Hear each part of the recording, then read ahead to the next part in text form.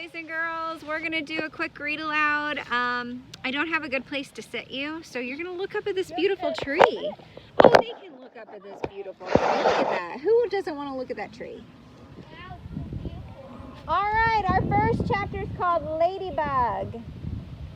Remember, who's reading? It's been a lot of days since who's writing? Whose perspective? Whose story is this? Justin, Via's boyfriend. Okay. Olivia and I are sitting on her front stoop. She's helping me with my lines. It's a warm March evening, almost like summer. The sky is still bright, but the sun is low and the sidewalks are streaked with long shadows. I'm reciting, yes, the sun's come up over thousands of times. Summers and winters have cracked the mountains a little bit more, and the rain have brought down some of the dirt. Some babies that weren't even born before have begun talking already. Oh, regular sentences already. And a number of people who thought they were right young and spry have noticed that they can't bound up a flight of stairs like they used to without their hearts fluttering a little. I shake my head. Can't remember the rest. So what's he doing right now? Oh, you guys aren't paying attention. What's he doing right now?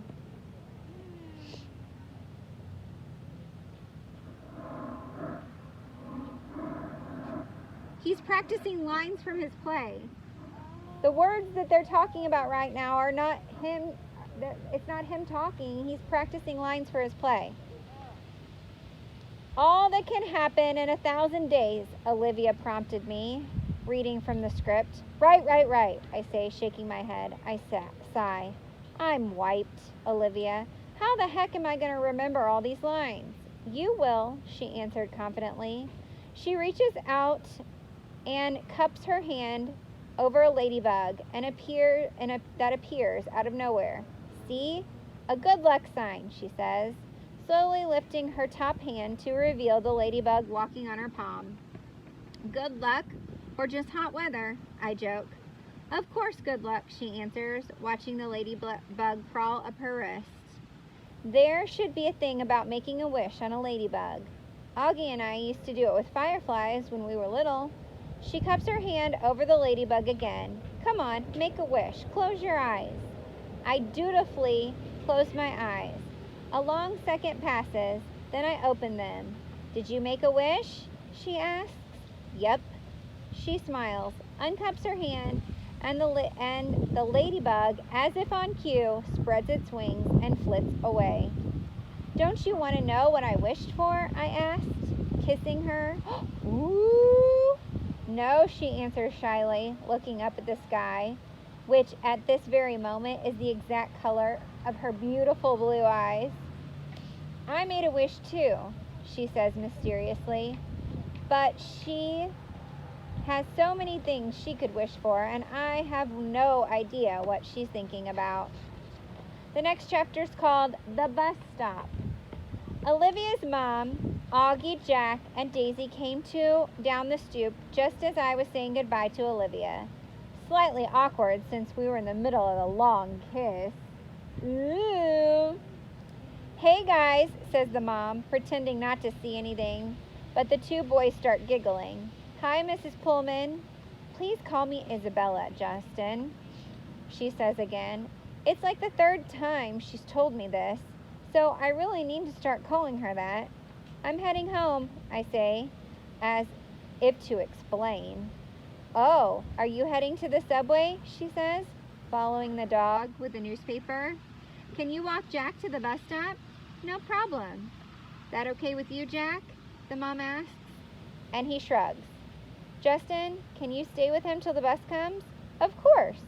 We all say our goodbyes. Olivia winks at me. You don't have to stay with me, says Jack as we're walking up the block. I take the bus by myself all the time. Augie's mom is way overprotective. He's got a low, gravelly voice, like a little tough guy. He kind of looks like one of those little rascal kids in a black and white movie. Like he should be wearing a newsboy cap and knickers. We get to the bus stop and the schedule says the bus will be there in 8 minutes. I'll wait with you, I tell him. Up to you, he shrugs. Can I borrow $1? I want some gum. I fish $1 out of my pocket and watch him cross the street to the grocery store on the corner. He seems too small to be walking around by himself somehow. Then I think how I was that age when I started riding the subway by myself. Way too young. I'm going to be an overprotective dad someday. I know it. My kids are going to know I care. I'm waiting there a minute or two when I notice 3 kids walk up the block from the other direction. They walk right past the grocery store, but one of them looks inside and nudges the other 2, and they all back up and look inside. I can tell they're up to no good, all elbowing each other and laughing. One of them is Jack's height, and the other 2 look much bigger, more like teens. They hide behind the fruit stand in front of the store, and when Jack walks out, they trail behind him, making loud throw-up noises. Jack casually turns around at the corner to see who they are, and they run away, high-fiving each other. Little jerks. Oh, who do you think that is? Oh, I bet so. Jack crosses the street like nothing happened and stands up next to me at the bus stop. Friends of yours? I said finally. Ha, he says. He's trying to smile, but I can tell he's upset. Just some jerks from school, he says. A kid named Julian and 2 of his gorillas, Henry and Miles. Do they bother you a lot like that? No, they've never done that before. They'd never do that in school or they'd get kicked out. Julian doesn't even live around here, so I guess it was just bad luck running into him. Oh, okay, I nod. It's not a big deal, he assures me. We both automatically look down and for the bus. We're sort of in a war, he says after a minute, as if to explain everything. Then he pulls out this crumpled piece of paper from his jeans pocket and gives it to me. I unfold it, and it's a list of names in 3 columns. He turned the whole grade against me, says Jack. Well, not the whole grade, I point out, looking down the list. He leaves me notes in my locker and stuff like this every day. He says everybody hates you. You should tell your teacher about that. Jack looks at me like I'm an idiot and shakes his head. Anyway, you have all these neutrals, I say, pointing to the list. If you get them on your side, then you're going to be even up. Yeah, well, that's really not going to happen, he says. Why not? He shoots me another look like I'm absolutely the stupidest guy that ever walked in the world. What? I say. He shakes his head like I'm hopeless. Let's just say, he says, I'm friends with someone who isn't exactly the most popular kid in school. Then it hits me. What he's coming out and saying. August. This is all about him being friends with August. And he doesn't want to tell me because I'm the sister's boyfriend. Yeah, of course, that makes sense. We see the bus coming down Amherst Avenue. Well, just hang in there, I tell him, handing back the paper. Middle school is tough, but it gets better. Everything will work out. He shrugs and shoves the list back into his pocket. We wave bye when he gets on the bus, and I watch it pull away. When I get to the subway station 2 blocks away, I see the same kids hanging out in front of the bagel place next door. They're still laughing and yucking it up at each other like some kind of gangbanger, little rich boys in expensive skinny jeans acting tough. Don't know what possesses me, but I take up my glasses off. I put them in my pocket. I tuck my fiddle case under my arm so the pointy side's facing up. I walk over to them, my face scrunched up, mean looking. Everybody show me a mean looking face.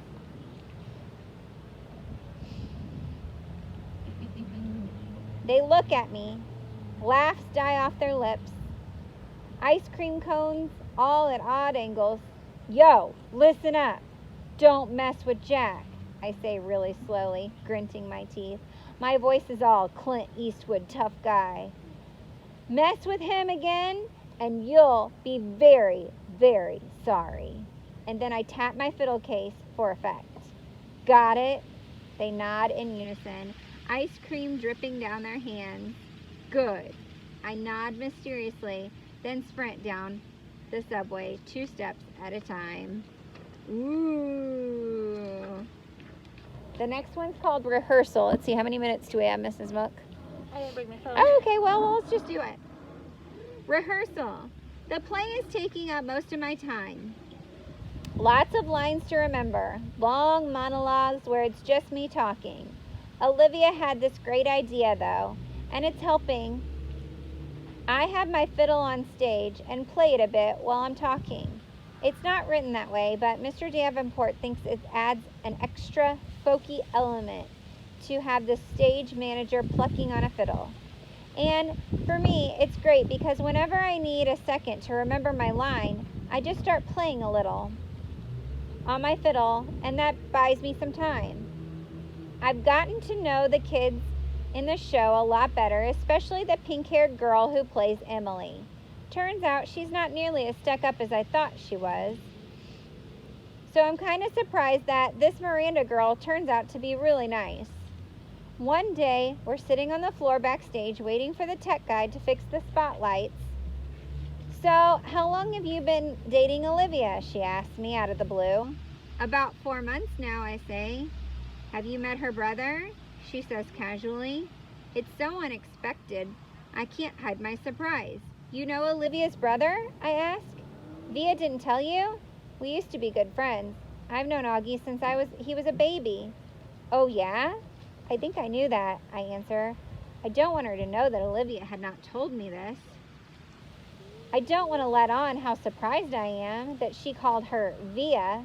Nobody but Olivia's family calls her Via. And here, this pink-haired girl, who I thought was a stranger, is calling her Via. Miranda laughs and shakes her head, but doesn't say anything.